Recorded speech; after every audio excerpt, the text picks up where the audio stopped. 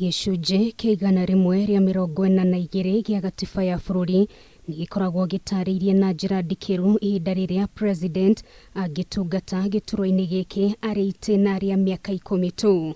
No watho ndũkoragwo wĩkĩrĩire mũnene gwa president, ambunge, senators, MCAs na anini a magavana ihinda rĩrĩa mangĩtungata iturwa-inĩ ciao.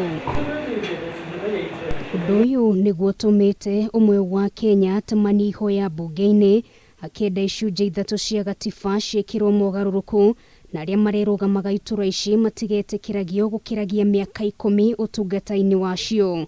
Is concerned that the above exemptions are discriminatory. Petition be committed to the Departmental Committee on Justice and Legal Affairs and the committee to consider the petition and report its findings to the House. I need to advise him. He is not likely to go far.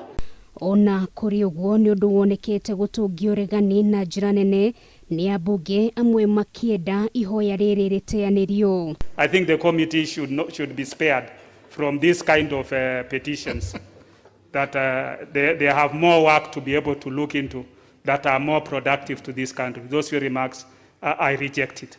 So I don't think if the committee should waste taxpayers' money going through this petition, it should be dismissed, Honorable Speaker, and the petitioner advised accordingly. I think that the committee will do itself great justice by summarily dismissing this petition. Oho ambunge no maugĩte matukũ megũka nĩ mekũgathĩka watho wa ihoya rĩrĩa rĩngĩtemanio mbunge-inĩ nĩ ya Kenya, kuona ingĩo maratemania mahoya matarĩ na mũthingi ona kana mwerekero wothe. We are given a position to serve. We should serve to the best of our ability, and we let the people decide for how long we can serve as members of parliament. That's a very busy body.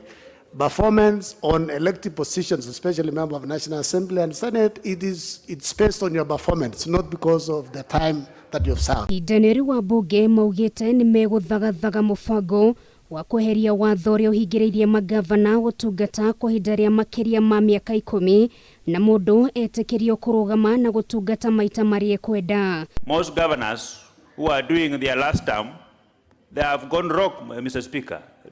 Some have even disappeared from their offices because they will tell you, me, I'm going home. They are also thinking of in future even removing the term limit so that somebody can run as long as you have the level playing field for the Kenyans to decide. Kwa ihinda rĩrĩ mũrigo ũtigĩtwo moko-inĩ ma memba kamĩtĩ ya mbunge ĩgiĩ watho arĩa morĩtio kũmũrĩka ndeto ĩno na kinyi na macoke maheane itua rĩao rĩa mũthia.